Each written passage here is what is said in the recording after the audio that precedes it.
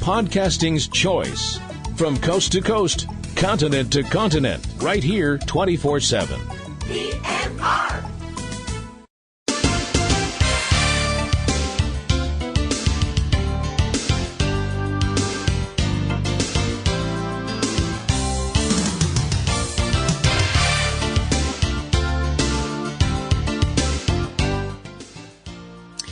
Hey guys, welcome back to another week here on Ring Around The Rosie. I'm Platinum Rose Lady, aka Kim Brown.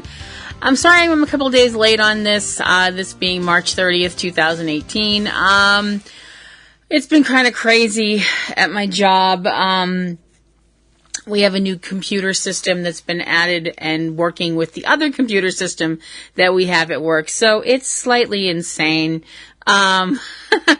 Just, everyone's kind of stressed and crazy and stuff like that. So that's been fun all week. I hope everybody had a great week. We had a really interesting week last week. My husband and I went up to, Salem, Massachusetts, to the Salem Film Fest, which is something we try to get to every year. If there's a film fest anywhere around where you live, a film festival, I definitely recommend going. It's a lot of fun. And of course, we love Salem. Salem, Massachusetts is an awesome town. It's got the coolest vibe. Lots of great shops and places to go and places to, have a meal and watch some great movies, and just had a blast and a wonderful time. But we're back, and then we come back to work, and it's new computer system, and everything's fucking crazy. So that was great. Obviously, the biggest thing to be talking about, till the whole thing with this coming into next month is the beginning, hyping for WrestleMania. So I figured I'd talk about one specific aspect of WrestleMania that made it different from a lot of other pay-per-views, even early on pay-per-views. Now, I realize some people, I'm about to blow your minds. So if you're a younger person, why are you listening to this podcast? There's bad language. But if you're a younger person, back in the day, we used to have to, if you wanted to see a pay-per-view, you actually had to leave your house. Now, I know that sounds weird, but hear me out.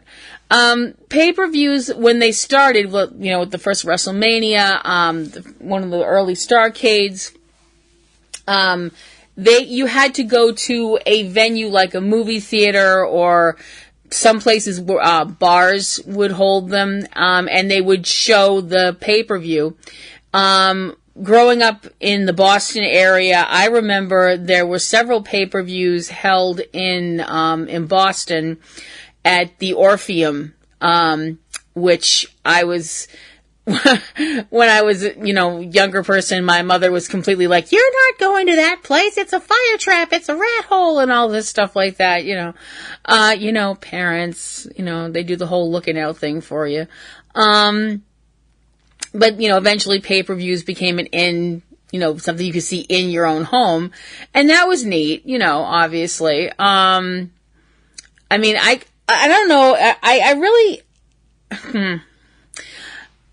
maybe this is just me and I'm being slightly cynical or trying to cling to the old ways, or however you want to word it.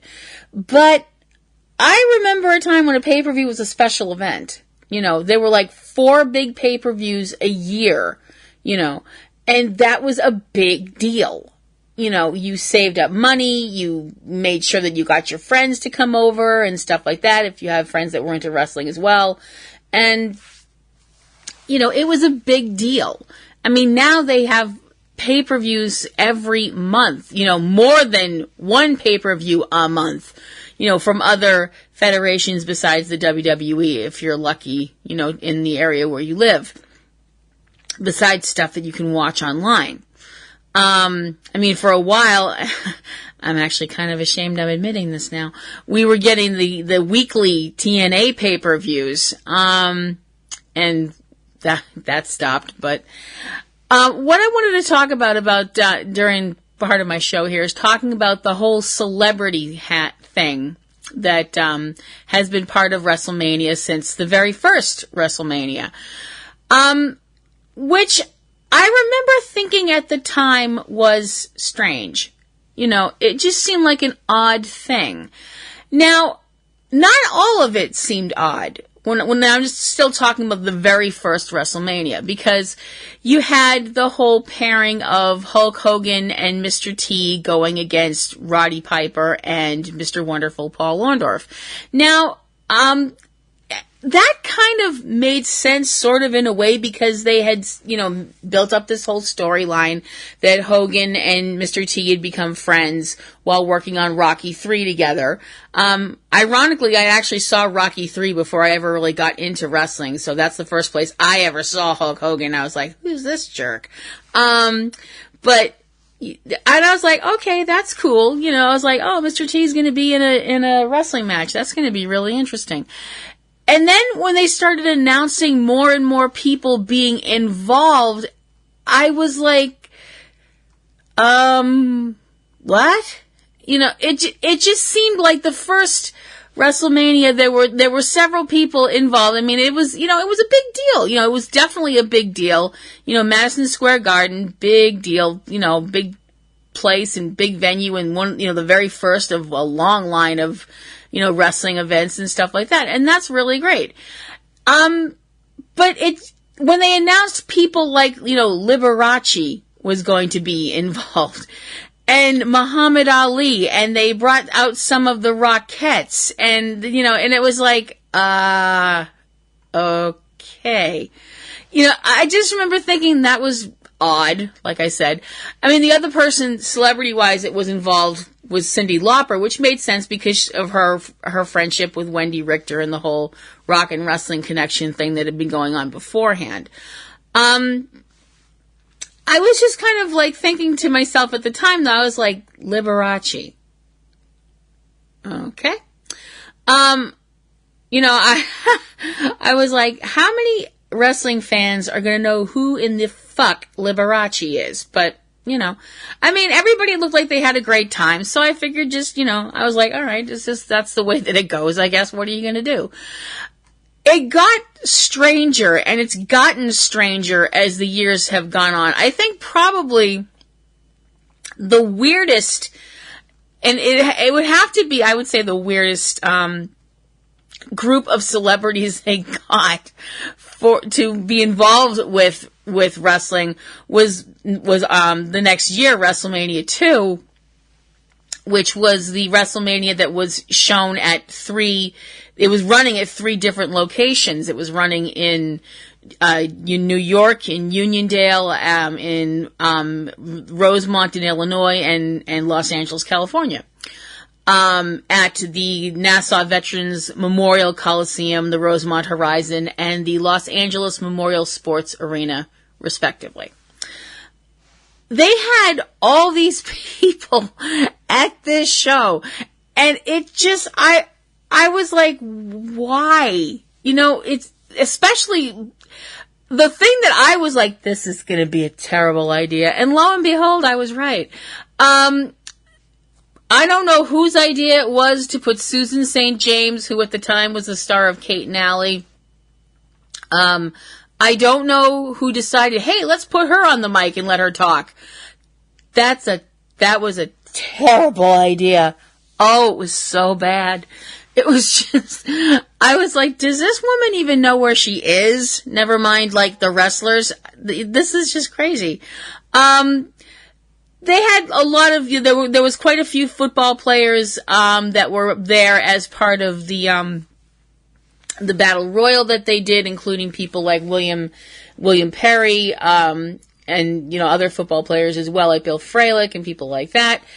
But celebrity-wise, it just went from the, okay, that's interesting, to the, what the hell?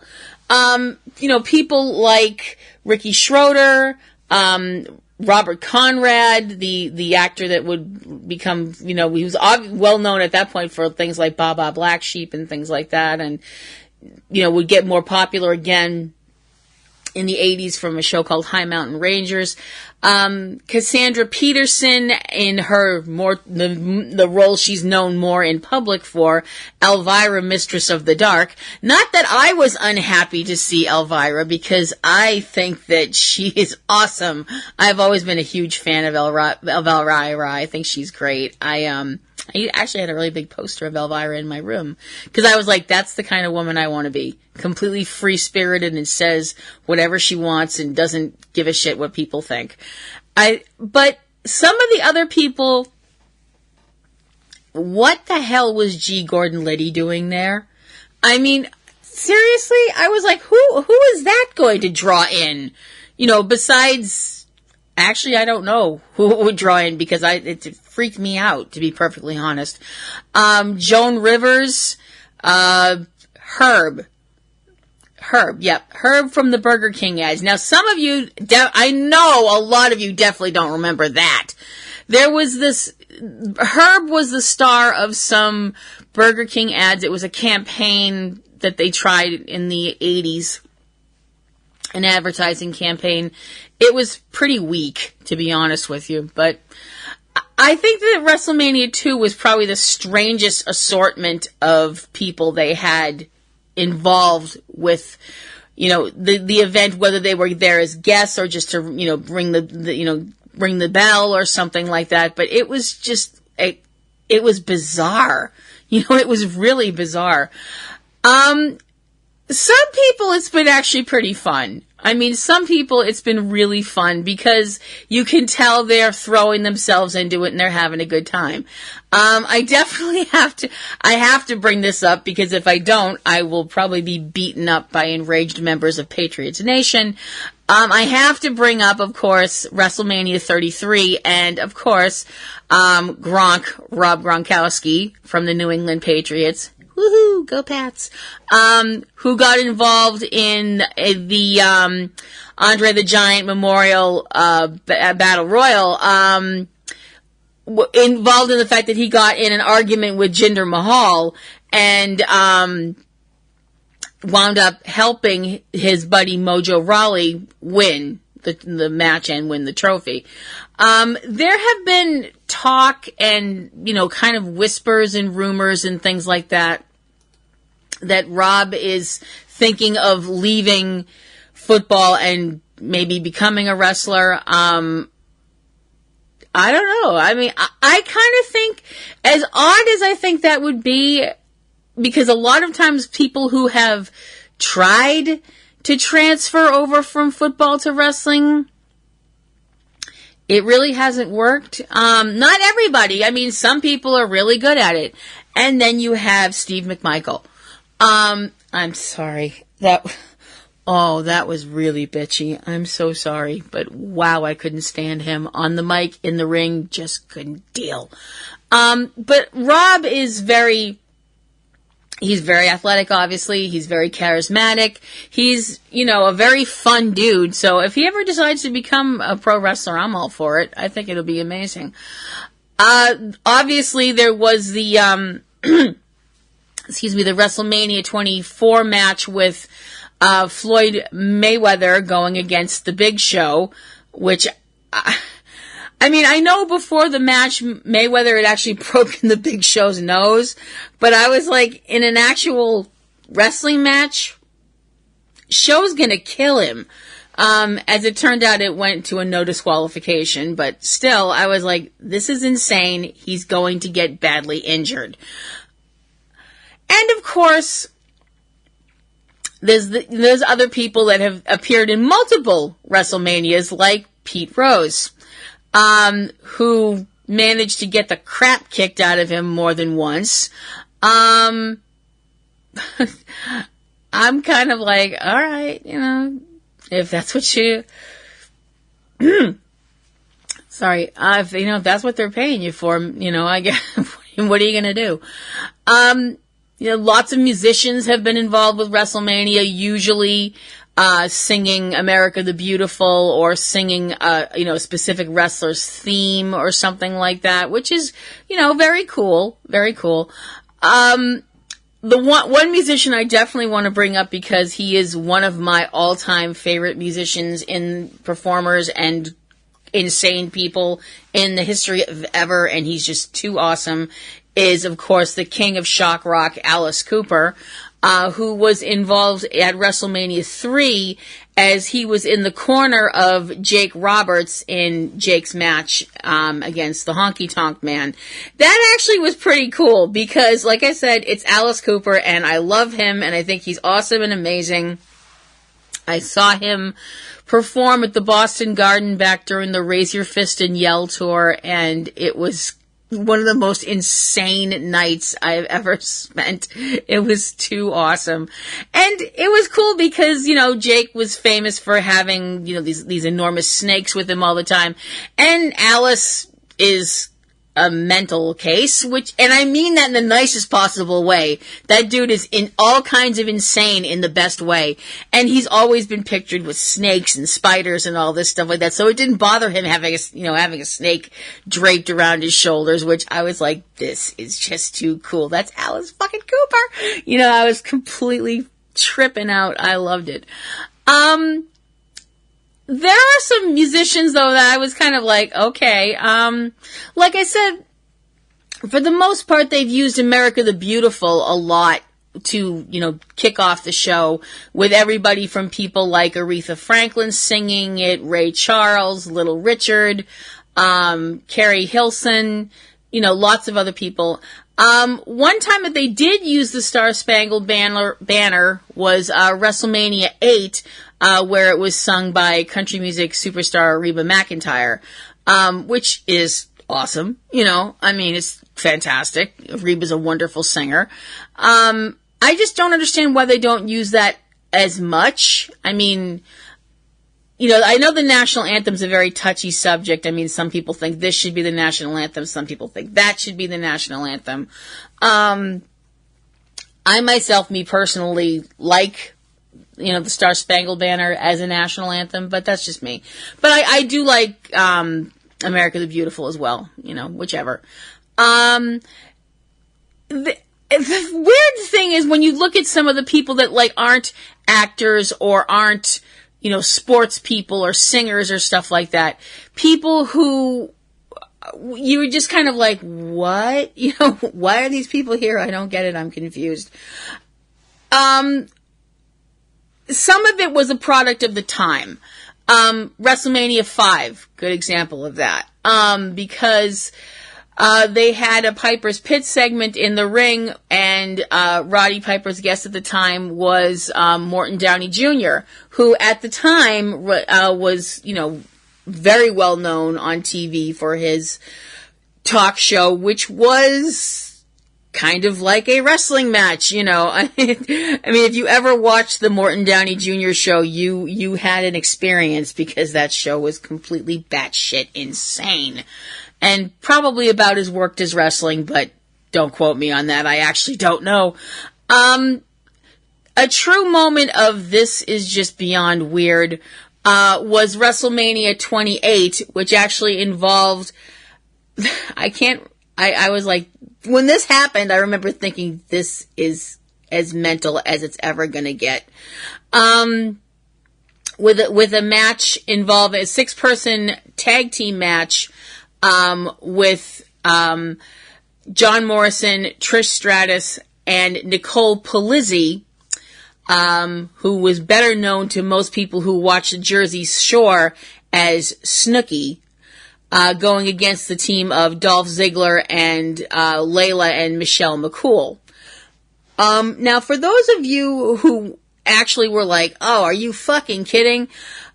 I actually got to get a little more into who Nicole was. I didn't watch Jersey Shore, to be perfectly honest with you, but I knew about it because you kind of couldn't get away from clips of it because it was such a train wreck.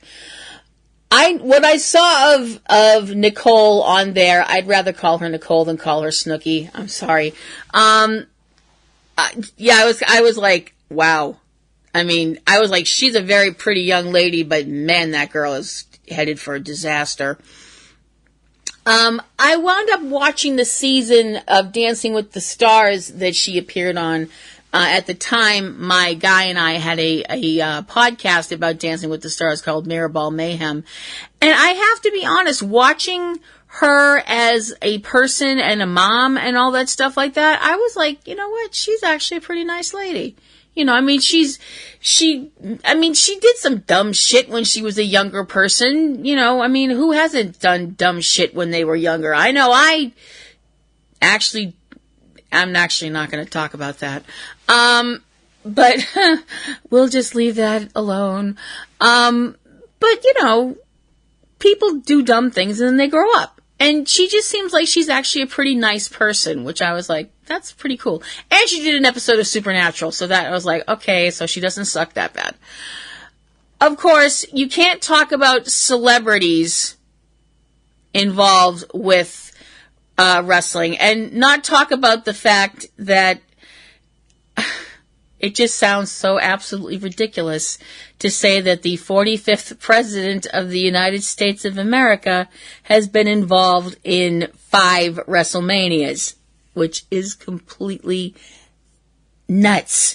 Yep, Donald Trump was on camera for WrestleMania 4 and 5 because his buildings were hosting the actual program. He was interviewed at WrestleMania 7 and WrestleMania 20 and was physically involved with WrestleMania 23 in a match that was referred to as the Battle of the Billionaires, where he was in the corner of the, at the time, ECW champion Bobby Lashley, and good grief, does that sound weird to say, going against Umaga, who had Vince McMahon in his corner. The whole thing boiled down to eventually the fact that Umaga lost, Vince McMahon got his head shaved, and Donald Trump took a stunner from Stone Cold Steve Austin. And this guy is now the president. Life is strange. Life is just strange. This WrestleMania, I haven't really been keeping an eye on who's supposed to be there. Well, obviously with the whole Hall of Fame thing, we're going to have people show up for that and present people and stuff like that and induct people, and that's going to be awesome. Is there anybody that you saw at a WrestleMania that was celebrity-wise that you were like, wow, I can't believe they're here? Is there anybody that has never been involved in WrestleMania that you'd like to see involved? I actually don't know if there's anybody I can't really think of anybody off the top of my head that I would like to see involved. I can't. Maybe Hugh Jackman, he's been involved with wrestling and Raw and stuff like that. Maybe Hugh, I don't know. He's obviously had a great time when he was involved before. I'd suggest Ryan Reynolds, but I don't know if putting Ryan Reynolds on a live wrestling pay-per-view is a great idea, because Ryan's kind of crazy. And I mean that in the nicest possible, fun, crazy kind of way. I just have a bad feeling he'd slip into Deadpool mode and we'd have a problem. I don't know.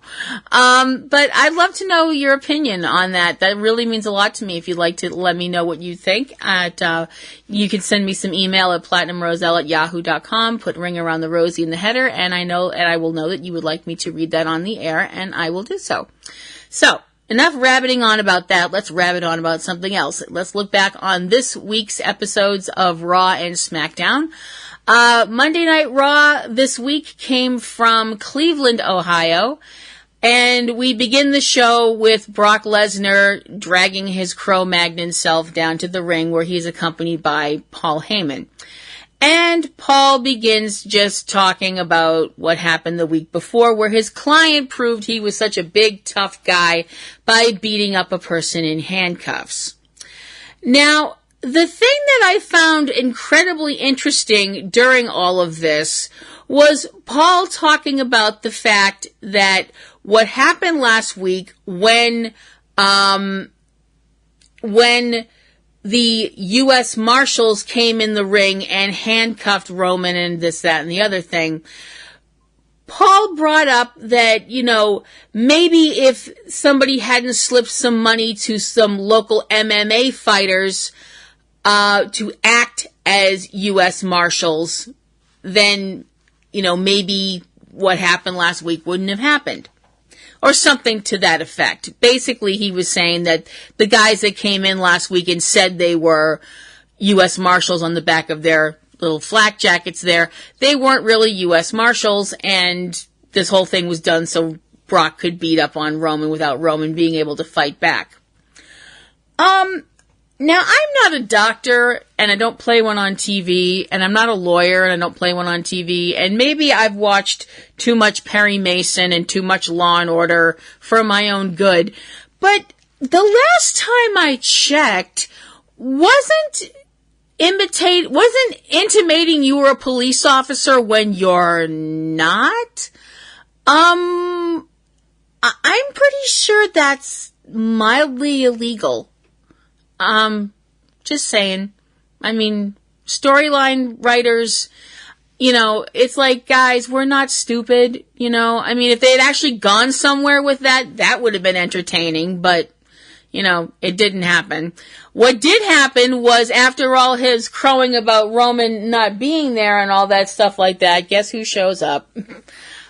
Roman Reigns, who is not walking, quickly to the ring, but is there. What follows is a truly nasty, short but nasty fight between the two of them. And involving, at the end of it, Brock beating on Roman some more and giving him an F5, and us going to commercial. We come back from commercial and Roman is walking up the ramp very slowly.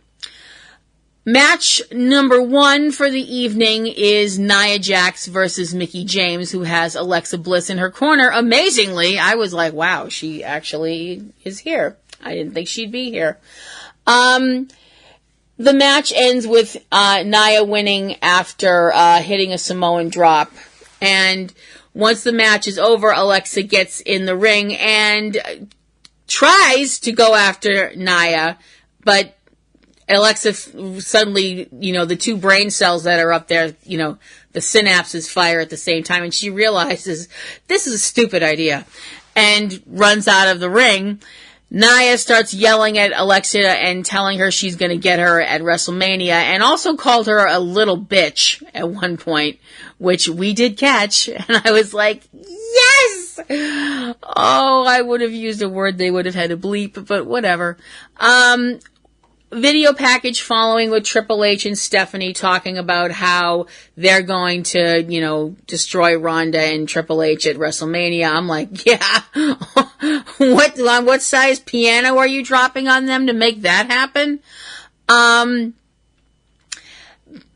After another commercial, the announcing team has been joined by NXT Commissioner Drake Maverick, aka Rockstar Spud, for the following match, which is Cedric Alexander and Mustafa Ali going against Drew Gulak and TJ Perkins, which finishes up with the winners being Mustafa Ali and Cedric Alexander, although they do wind up having some communication problems during the match and some words after the match, and they weren't, hey, let's work things out and talk like rational people. No, they weren't words like that.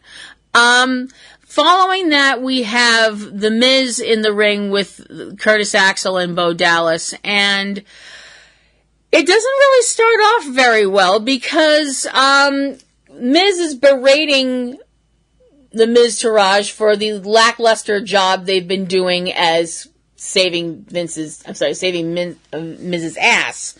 Not really happening very well. Seth Rollins comes down to the ring and does what Seth does best, being a little shit, stirring the waters of discord. And it doesn't take very long before Miz keeps talking and Bo Dallas says something not exactly under his breath, but calls Miz a phony A-lister who can't fight. And before anything happens there, Finn Balor comes down to the ring And, he, tries to be helpful because Finn's a helpful guy and also a shit stirrer. By saying what Bo had said was that Miz was the biggest jerk he'd ever met. And, Bo said that he didn't call Miz a jerk, and Finn actually gets Bo to say what he said before about the whole phony A-lister stuff. And, it breaks down from there, but, as it turns out, the whole thing is a ruse, and the Miz Taraj is still working for Miz, and they start beating on, Balor and Rollins. It doesn't work out as well as Miz thinks it's going to, because when he goes to hit Miz goes to hit Finn with the belt, Balor hits him with a sling blade, and Seth gets up and goes for the blackout, but Miz gets out of the way. Rollins has a few words from Miz that probably shouldn't be said on live television. While Finn picks up the Intercontinental title belt. Rollins, seeing Finn with the belt, is like, no, that's going to be mine. And that doesn't take very long to turn into a little bit of a physical altercation. After commercial, we come back, and we're in what looks like the bowels of the building. And we're not alone. We are with Kane. Because apparently we're doing the whole broody badass has to hide in the lower reaches of the building thing again, because Raven didn't do that shtick to death. But anyway, Kane's whole thing is that John Cena has made an enormous mistake by continuing to poke the bear that is The Undertaker, and he has to pay for his indiscretions. So, like parking tickets or something? I don't know. Kane says that John is not going to go to WrestleMania, that he's going to go straight to hell. Okay, so now we're discussing Dogma, I guess. I don't know, whatever. We have Charlie Caruso at ringside with a young woman named Jamie Frost, who says that she is going to beat Asuka this evening, and Asuka is not ready for her. Excuse me, I'll be right back. Sorry. I don't know where that came from.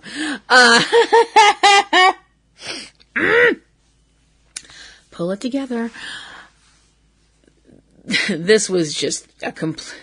Godzilla went through Tokyo a little bit slower than it took Asuka to destroy Jamie Frost.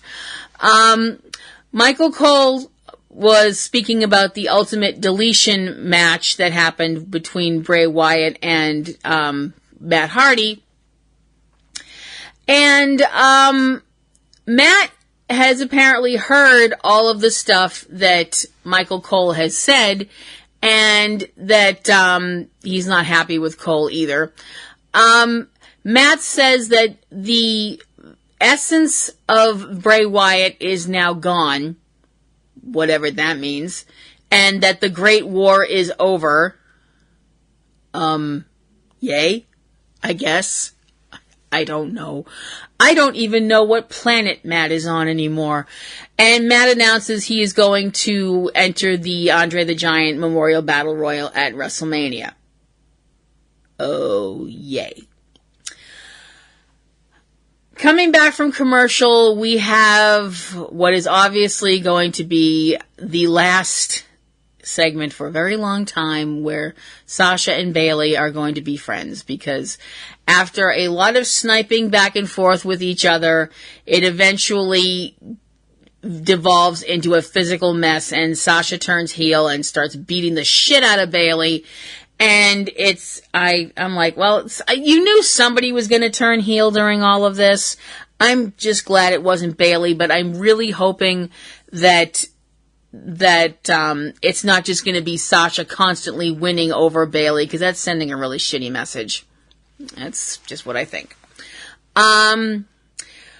We have a moment with Sheamus talking about Braun Strowman and the whole issue about who his partner is going to be at WrestleMania. Braun says to find out who his partner is, all they have to do is one of them has to get in the ring and beat him. So we get a match with Braun Strowman versus Sheamus with Cesaro in his corner. And no surprise there, Braun Strowman winning that match. I brought this up on Twitter today because somebody asked the question and because I refuse to take any of this seriously. They said they had a poll where they were saying who you would like to see who do you think Braun Strowman's partner is? And they had a bunch of different people. They had Neville, they had Alexa Bliss, they had a bunch of other people, and other. And they also said, if you choose other, comment who the other is going to be. So I'm like, oh, fuck, I am not letting that moment slip by. So I clicked on other and I said, a sock puppet. A bunny sock puppet. I want Braun Strowman to come out at WrestleMania with his right hand wearing a sock puppet, which is a bunny rabbit. And that is his partner. And I want them to win the belt. Because it's just funny. It just fucking cracks me up in my own head. I'm sorry. I know I'm deranged and I should probably be on medication. But what are you going to do? Coming back from commercial, we have Olympic gold medalist and Raw general manager and WrestleMania, competitor again. Kurt Angle, comes down to the ring and he is joined by his partner for WrestleMania, Rowdy Ronda Rousey. As they're talking, they are rudely interrupted by Absolution, Paige and Sonya Deville and Mandy Rose. Paige continues to talk and talk and talk. When obviously they're not going to let Paige get in the ring because she's hurt. And Sonya and Mandy get in the ring and Kurt manages to stop Mandy, but Sonya touches Ronda and Ronda turns around and basically knocks Sonya's block off, and I start laughing. Mandy, who is apparently, it would be really unkind to do the whole dumb blonde thing with Mandy Rose because she's not a natural blonde. But she proved she was about as smart, and when she goes to kick Ronda after her partner almost got her head punched into the 9th row, that ended up with Mandy on the mat and Ronda putting her in an armbar, and Kurt Angle is literally begging Ronda to not break her arm. I mean, the hold that she had her in was absolutely evil, and the look on Ronda's face was priceless. And I'm just sitting there and I'm just going, do it, do it, do it, do it, do it. Oh God, do it, please. Unfortunately, it didn't happen because we don't get nice things. Ronda lets the hold go and Mandy leaves with both arms. So, happy Easter. Easter Bunny came early for Mandy because she's got both arms to carry her basket with. After a recap of what happened earlier in the show with Roman Reigns and Brock Lesnar, we have a match with Carl Anderson and Luke Gallows going against Curtis Axel and Bo Dallas. The match started. It had already been going on when we come back from commercial. It winds up being won by Gallows and Anderson. We have a tweet from Charlotte talking about her match against Asuka, which is going to be amazing. We see Elias in the back, and we know he's going to come to the ring because, as I mentioned previously, we can't have nice things. He rags on Cleveland, and he just does his usual annoying stuff and talking about who wants to walk with Elias and all this stuff like that. I would rather walk into a field of poison ivy wearing a smile. And that's it. than walk with Elias, to be perfectly frank. Which led to a match with Rhino with Heath Slater in his corner going against Elias, which ended with Elias beating Rhino, which is... Good grief. Does anybody remember a point in time when Rhino was the man beast and would have ripped somebody like Elias into little bloody chunks? If I haven't mentioned it lately, damn it, I miss ECW. Once the match is over, just to prove he's a big asshole, Elias decides to beat up on Heath Slater. After commercial, we get a look at the complete card, well, at that point, complete card for WrestleMania. And then we continue on with looking at the match that everyone would like to see happen at WrestleMania, but we don't actually know if it's ever going to happen anywhere. Fuck WrestleMania, just anywhere. This whole situation going on between John Cena and The Undertaker, with John Cena challenging The Undertaker to a match at WrestleMania, and The Undertaker saying nothing. You know, which is getting, what's the word I want? Tedious. That would be the word I want. Tedious. We're told next week we're going to get a match with Finn Balor going against Seth Rollins. So that's another case of who wins that match? Me. I do. I get to see these two guys in the ring at the same time. I'm happy. I win. And there will be an in-ring face-off between the participants in the mixed tag match. So that means, yay, more airtime for Stephanie and Triple H. Ugh. Are we being punished? Next was the Kane versus John Cena match, which is a no disqualification match, which means anything goes and everything goes. And everything went. I mean, this was frickin' vicious. I mean, the end of it was John getting... I was like, he's not going to be able to do this. He is not... Wow. Cena, after getting out of a choke slam, gave Kane an attitude adjustment through a table that had been set up in the ring and pinned him. I was like, did that really just fucking happen? And we get John Cena after the match with a microphone continuing to berate and flat out mock The Undertaker about the fact that he has said nothing in regards to yes or no whether this match at WrestleMania is going to happen or not. It got very real. I mean, it really... I mentioned this last week that John Cena, sometimes I really think John Cena missed his calling. Because if that guy had turned toward the pulpit instead of the ring, I bet he'd be one of the most charismatic preachers out there. He really has a way of really holding on to the audience with what he says. All in all, not a bad Raw. I mean, definitely there were some highlights. But it was pretty good. SmackDown Live this week came from Pittsburgh, Pennsylvania. I've also never been to Pittsburgh. I was in Philadelphia. I have to say, Philadelphia was very nice. We kick off the show with looking at what happened the week previously in regards to Daniel Bryan announcing that he was cleared to wrestle again, and the fact that he fired Sami Zayn and Kevin Owens, who then promptly assaulted him and were promptly arrested by the police. Oh no, wait, that last part didn't happen, because that would have made sense. Match number 1 on the card is Bobby Roode and Randy Orton. Yeah, I can see these two working together well.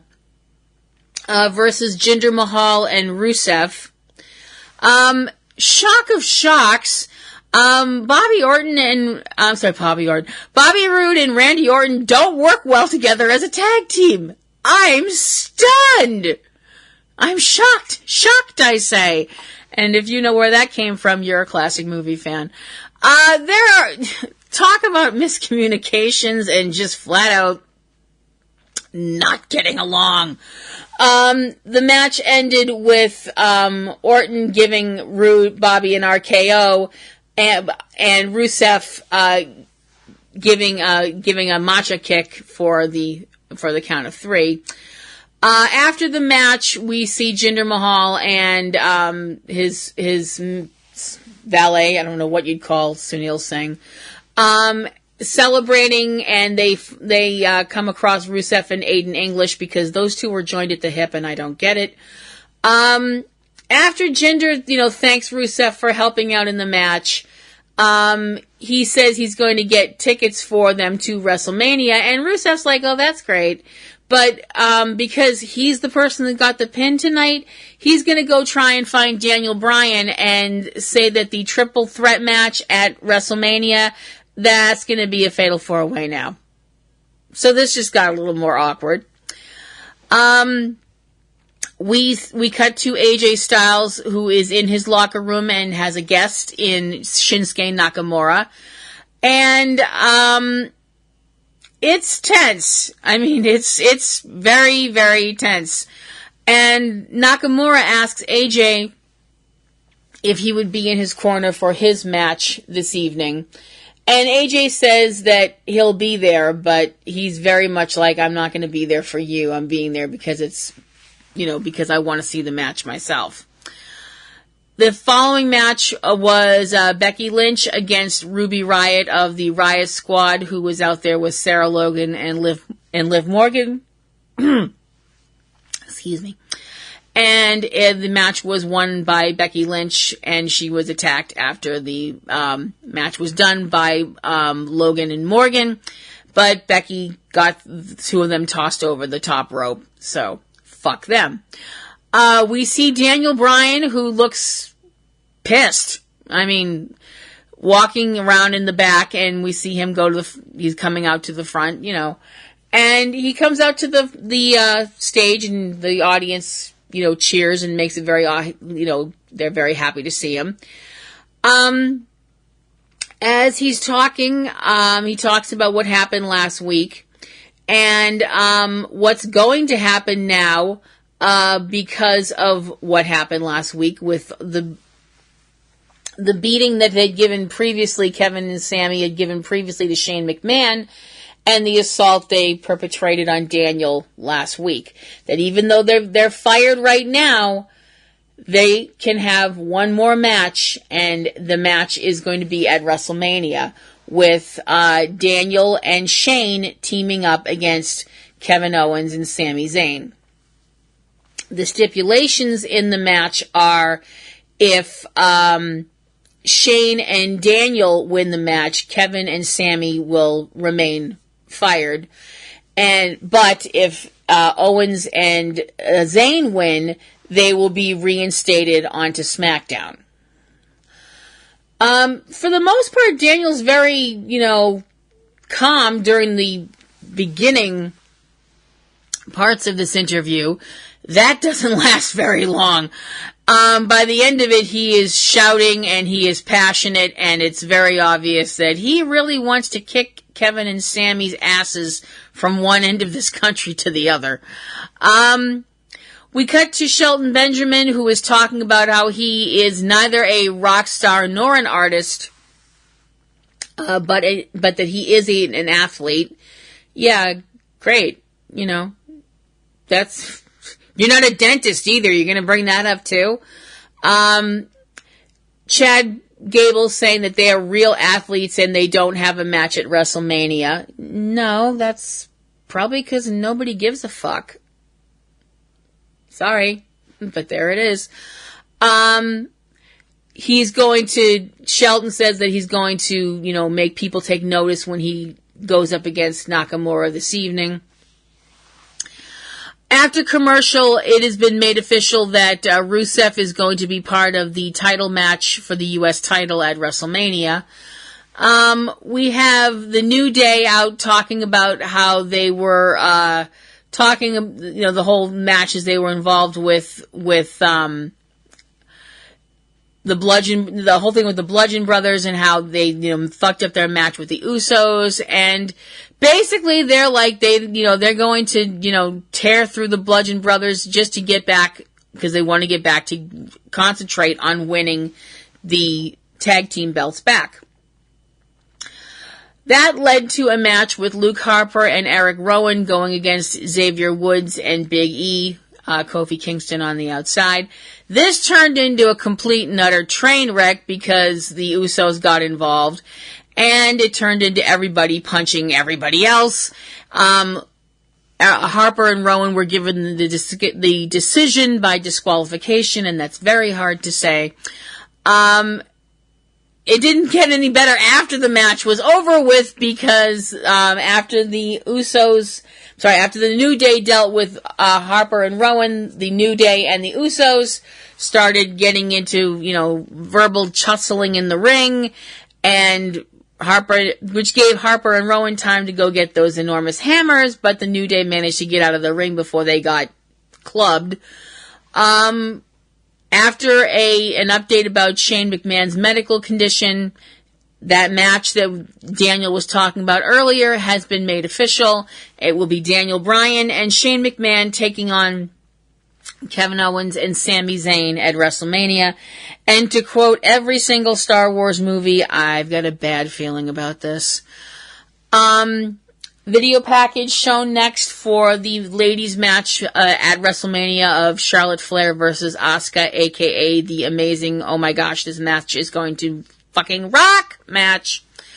And we get a shot of the trophy that's going to be given to the winner of the Andre the Giant Memorial Battle Royal. Following that, we had a match with Tyler Breeze, Fandango in his corner going against Dolph Ziggler. Lots of comedy spots during this, which I was kind of like, okay, that was funny the first time, but it's like, please quit. This whole thing happened where everyone's running around outside the ring, and after Tyler and Dolph Ziggler got in the ring, Fandango's still running around the ring. And all I'm hearing in my head is yakety sax, the old theme to the Benny Hill show. I don't know. The bottom line of it was Dolph Ziggler getting the win over Tyler Breeze. Now the commercial, and so after the commercial, we saw the we're going to see the tag team match. It's going to be at WrestleMania. The Usos are going to be defending against the New Day and the Bludgeon Brothers, so that's going to be another, everybody's going to be going 12 different ways, sort of a match. The main event of the evening, Shinsuke Nakamura with AJ Styles in his corner against Shelton Benjamin with Chad Gable in his corner. It was a good match. I mean, I really enjoyed it. I mean, I'm kidding. Shelton Benjamin is an amazing athlete. It's not that we don't give a fuck. It's just, we don't give a fuck because we have no reason to. But this was a really good match. Nakamura wins with the Kinshasa, and after the match is over, Nakamura gets a microphone, asks AJ to come into the ring, and they talk for a few seconds. Nakamura's whole thing is basically that his whole thing seems to be that he feels AJ is too emotional. And he feels like that's why he's going to win. Nakamura feels like he can be more detached, and AJ's so passionate he feels like that's going to be a disadvantage.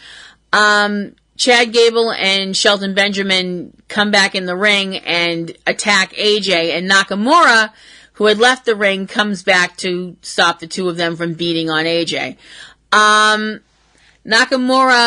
goes for a Kinshasa on AJ, doesn't do it, says to AJ, the thing he's been saying for weeks, knee to face. And pats AJ on the head.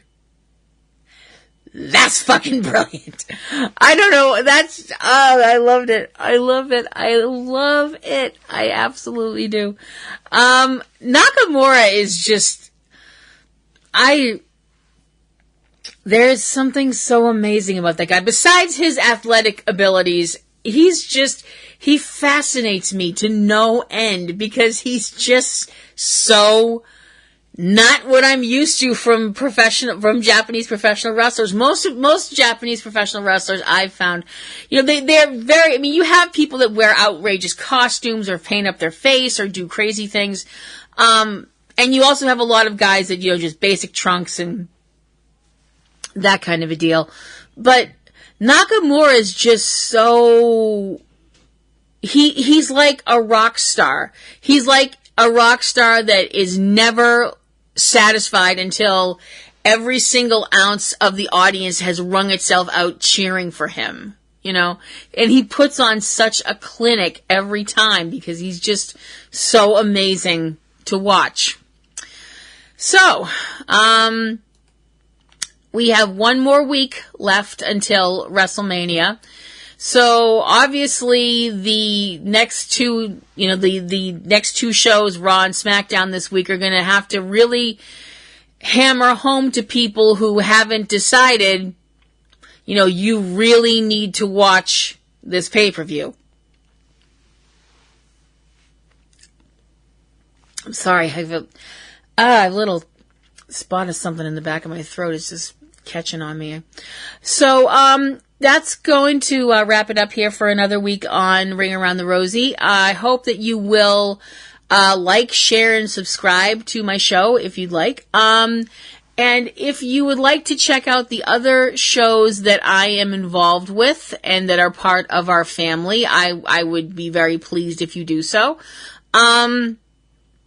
The other shows that would include Platinum Rose's Garden, which is my Supernatural podcast, where I talk about the CW show Supernatural, of which I am an enormous fan. You can check that out over at PlatinumRosesGarden.com.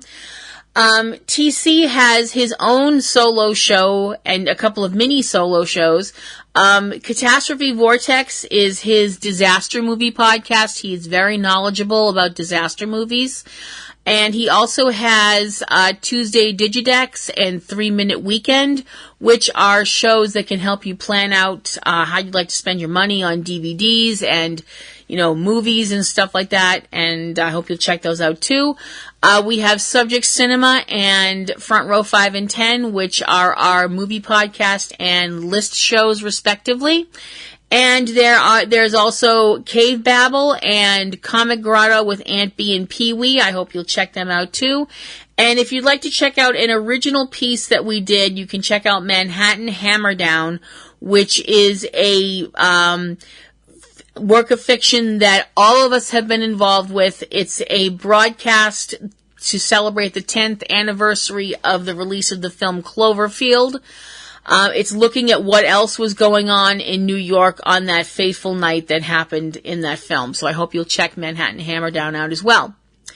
So, this is Platinum Rose Lady, aka Kim Brown, signing off for another week. I would like to wish everyone who celebrates a very happy Easter this weekend. It is also April Fool's, so don't play tricks unless you know that they're not really harmless tricks, because you don't want someone to get mad and want to hurt you or whatever. And make sure, and okay, other thing real quick, parents out there who do Easter baskets for their kids, let the kids pick out the candy they want first before you start rating it. And don't bite the heads off your kids' Easter bunnies. That's just rude. Have a great weekend, guys. Bye.